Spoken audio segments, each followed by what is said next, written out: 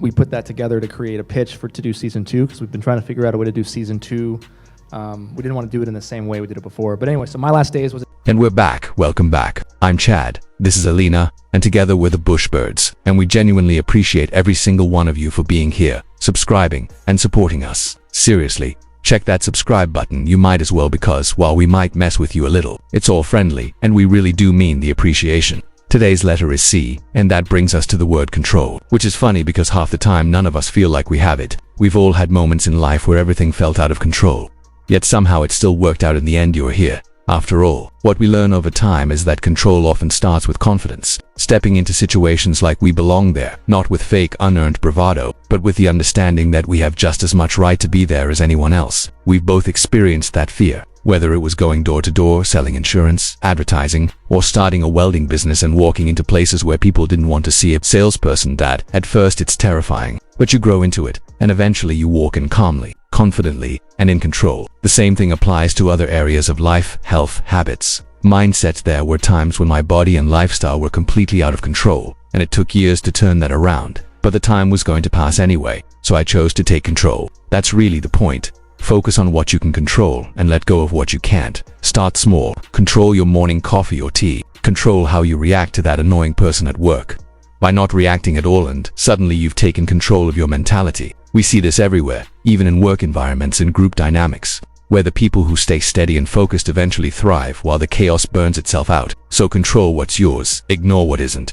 Support yourself, support what you believe in, maybe grab some merch if you feel like it, and keep moving forward. Control isn't about domination, it's about choosing how you show up. Every single day he was fighting Edison because Edison wanted to use direct current, and back then the rivalry got ugly, with public demonstrations that involved killing animals just to scare people by showing what electricity could do, even though both AC and DC can be deadly at high voltages. In the end though, we adopted both systems because alternating current is excellent for transmitting electricity over long distances, which is why the power lines you see outside carry AC. And it's still a C when it enters your home. 60 Hz at 120 volts in the US, while places like Britain use 50 Hz at 240 volts, which is a lot of energy even if their plugs are designed more safely. Once electricity enters your home, it's converted into direct current because DC works better over short distances, like on circuit boards and inside electronics, where appliances run on lower voltages such as 12, 9, or 24 volts. Alternating current constantly switches direction, crossing 0 and shutting off briefly 60 times per second,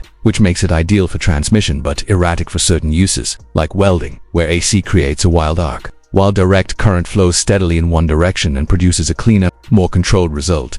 With DC, polarity matters. And that's where the metaphor comes in. Whether in welding or in life, polarity determines how energy flows. You can push energy outward as the positive source, or you can constantly pull it in as the negative side, and that choice affects everything. Humans themselves are essentially direct current systems, converting sunlight and energy into ATP every day. So the question becomes what polarity you choose to live with. Some people constantly look outward for positivity, validation, or meaning, pulling it from others, while others generate it internally and let it overflow into the world around them. When you shift toward that positive polarity, your focus changes, your life changes, and even the small daily annoyances stop mattering because you're in the flow instead of fighting it. That mindset shift sets the stage for the larger conversation, which brings us back to Blake Lively looking at what was being said about her a year ago, how the lawsuit surfaced right before Christmas, how people reacted on Reddit, and why so much negative backlash suddenly surrounded her, especially with her new movie Deadpool buzz, and other viral moments circulating at the time. They pull up a Reddit post from a year ago with thousands of likes and comments, pointing out that what makes it interesting is that it predates any formal narrative or backlash campaign and simply shows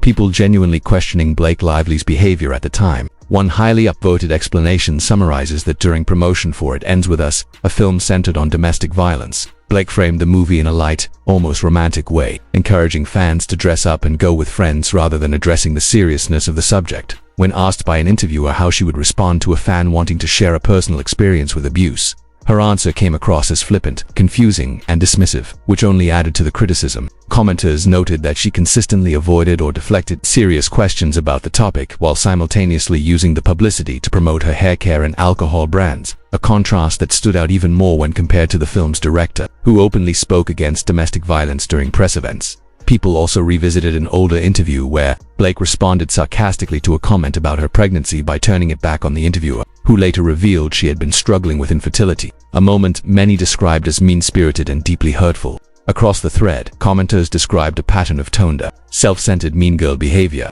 with several saying her joking style felt forced and inappropriate for the subject matter, as though she were mimicking Ryan Reynolds' humor without the awareness or timing to pull it off. Others argued that she missed an opportunity to show empathy, establish thoughtful boundaries, and direct fans toward real experts instead of appearing dismissive, suggesting that a compassionate response could have positioned her as an advocate rather than a target of criticism. What stands out most is that these reactions were forming organically a year ago, before later articles and legal developments showing that much of the backlash stemmed from how her actions and words were perceived in real time, rather than from any coordinated narrative. The commenter explains that they don't particularly care about Blake Lively and are simply offering conjecture based on promotional interviews, noting that while they've read the book multiple times and believe it contains important ideas, it also undercuts the seriousness of its themes. And they don't think Blake or Colleen Hoover ever intended the film to be treated as a deeply serious exploration of domestic violence that required extensive outside research. Colleen may have drawn inspiration from her lived experience as a child in an abusive household, but her marketing approach has always leaned superficial, which leads the commenter to argue that people are unfairly placing all the responsibility on Blake when Colleen never seemed intent on diving deeply into the subject either.